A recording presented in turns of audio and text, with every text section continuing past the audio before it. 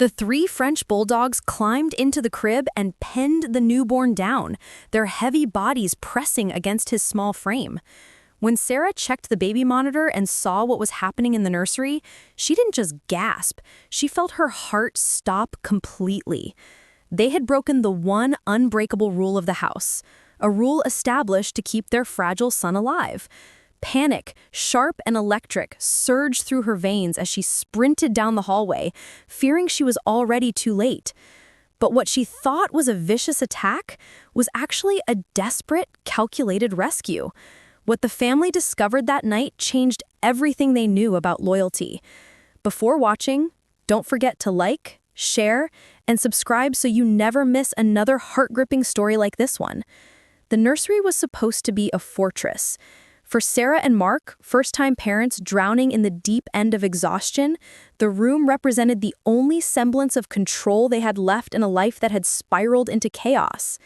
Their son, Leo, was 8 weeks old, fragile and prone to respiratory issues that had kept them in a constant state of high alert since bringing him home from the NICU. The nights had turned into a battlefield of nerves and silence. Every shallow breath Leo took was monitored. Every whimper sent adrenaline spiking through their systems.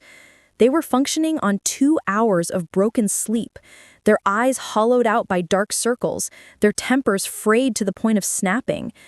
"I can't take the scratching anymore, Mark," Sarah hissed one evening, her voice trembling as she folded a tiny onesie with aggressive, jerky movements. Down the hall, the 3 French bulldogs, Tank, Bruno, and Gus, were whining at the nursery door. They were heavy, muscular dogs known for their affectionate but suffocating nature. Before the baby, they had been the center of the universe, sleeping in the bed, occupying every inch of the sofa. Now, they were exiles. Sarah had read the horror stories. She knew about accidental suffocations. She knew that a 30-pound dog didn't understand the fragility of an 8-pound infant.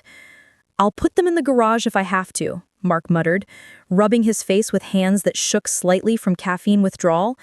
"They just want to see him, Sarah. They don't understand why they're locked out."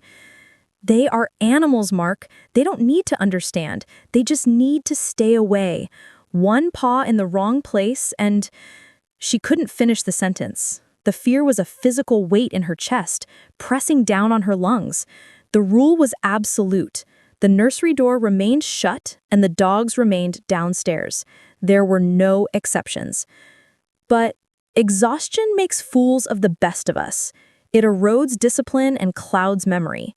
That Tuesday night, a bitter winter storm was hammering the windows, the wind howling like a wounded animal around the eaves of their old Victorian home.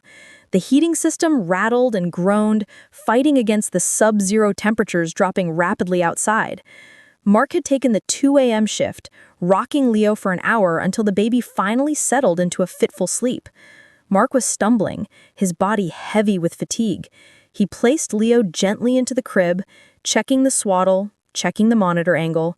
He backed out of the room, eyes practically glued shut. He pulled the door closed, hearing the click. Or at least, he thought he heard the click. In his sleep-deprived haze, he didn't notice the latch hadn't fully engaged. He didn't notice the slight gap, no wider than a coin, left between the door and the frame. He trudged to the master bedroom, collapsed into bed, and was unconscious within seconds. Down the hall, in the shadows of the landing, 3 pairs of ears perked up. Tank, the oldest and wisest of the trio, nudged the door. It swung open silently. Sarah woke up an hour later. It wasn't a sound that woke her, but the absence of one. The house was too quiet. The wind outside had died down, or perhaps the insulation was just muffling it. But the silence felt heavy, oppressive. Her maternal instinct, that invisible tether connecting her to the nursery, plucked at her nerves. She rolled over, squinting at the glow of the baby monitor on the nightstand. At first, her brain couldn't process the image. The graininess of the night vision camera turned everything into shades of gray and white. She blinked, rubbing her eyes, waiting for the picture to resolve. Then she screamed. "Mark!" The sound tore through the bedroom, shattering the peace. Mark bolted upright, heart hammering, disoriented. What What is it? The dogs! They're in the crib! They're on top of him! Sarah didn't wait for him. She was already out of bed, her bare feet slapping against the hardwood floor. On the small screen, she had seen it clearly. The massive, hulking shapes of Tank, Bruno, and Gus crowded into the crib. They weren't just near the baby, they were physically on top of him, a pile of fur and muscle completely obscuring Leo's small body. Oh God, please no!" she chanted, a desperate prayer as she sprinted down the hallway. The thought of their weight, their claws, their heavy breathing on Leo's undeveloped lungs, it was her worst nightmare manifesting in real time. She reached the nursery door and slammed it open, the wood banging against the wall. The scene was chaotic. The dogs looked up, their eyes reflecting the hallway light, but they didn't move. They didn't jump down in guilt. They held their ground. Tank was lying directly across Leo's legs, Bruno was curled around the baby's head, Gus was pressed against his side. They were a solid wall of dog. "Get off! Get off him!" Sarah shrieked, diving into the room. She grabbed Tank by his collar, her grip fueled by hysterical strength, and yanked the 30-pound bulldog backward. He growled, a low, rumbling sound that Sarah had never heard directed at her before. She didn't care. She threw him aside. Mark was right behind her, grabbing Bruno and Gus, physically wrestling them out of the crib. They resisted. They weren't aggressive, but they were heavy and stubborn, digging their claws into the mattress, refusing to yield. It took precious, terrifying seconds to clear them away. When the last dog was pulled off, Sarah reached for Leo. She expected to see injuries. She expected to see the worst. But as her hands touched her son, the reality of the situation hit her like a physical blow, colder and sharper than the winter wind. It wasn't the dogs that were the danger. As soon as Sarah lifted Leo, she felt it. The air. The nursery was freezing. Not just chilly. It was an icebox.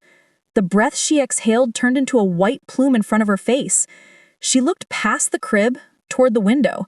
The heavy sash window, battered by the storm, had blown inward. The latch had failed, or perhaps the wood had warped in the extreme cold. The window was open, exposing the room to the biting 0-degree night air. Snow was actually drift along the carpet in the corner. "She's cold," Sarah gasped, clutching Leo to her chest. "Mark, he's so cold." The adrenaline that had convinced her the dogs were killers now shifted entirely. She touched Leo's cheek. It was cool, but not icy. She felt his chest. It was warm, radiating heat. "The heater," Mark said, his voice cracking as he rushed to the window to slam it shut. "The radiator in here must have burst or frozen. It's like a freezer in here, Sarah." "We have to go. Now." Sarah didn't wait to analyze the situation. Her training as a nurse kicked in. Leo was lethargic, his movements slow. The cold had seeped into the room for who knows how long. Maybe an hour, maybe longer. Infants lose body heat 4 times faster than adults. Hypothermia in a baby that small could be fatal in minutes. They grabbed a thick blanket, wrapped Leo tight, and ran for the car. As they rushed out the front door, the 3 dogs stood at the top of the stairs, watching. They didn't bark. They just watched, their heads cocked, their job apparently done. The drive to the emergency room was a blur of red lights and terrified silence. Mark drove with white-knuckled intensity, while Sarah sat in the back, rubbing Leo's back, trying to transfer her own body heat into him. "Stay with me, Leo. Come on, baby, cry, please cry," she whispered. At the hospital, the medical team swarmed them. Nurses took Leo, checking his vitals, measuring his core temperature. Sarah and Mark stood in the corner of the trauma room, holding hands so tightly their fingers turned white. The guilt was eating them alive. How could they have slept through the window blowing open? How could they have let the room get that cold? The doctor, a gray-haired man with a kind but serious face, came over to them after 20 agonizing minutes. "He's going to be okay," the doctor said. Sarah's knees buckled. Mark caught her just before she hit the linoleum. "His core temperature was low," he explained, checking his clipboard. 95 degrees. That is mild hypothermia. But considering the ambient temperature of that room, which you said was near freezing, and how long he was exposed? He paused, looking over his glasses at them. Honestly, I would have expected much worse. I would have expected severe hypothermia or frostbite on his extremities. Sarah looked up, tears streaming down her face. I don't understand. The window was open. It must have been open for an hour. Well, something kept him warm, the doctor said. If he had been alone in that crib, exposed to that draft, we would be having a very different conversation right now. He had an external heat source. That's the only explanation. Sarah and Mark looked at each other. The realization didn't wash over them gently. It crashed into them. The dogs! They hadn't been attacking him. They hadn't been accidentally suffocating him.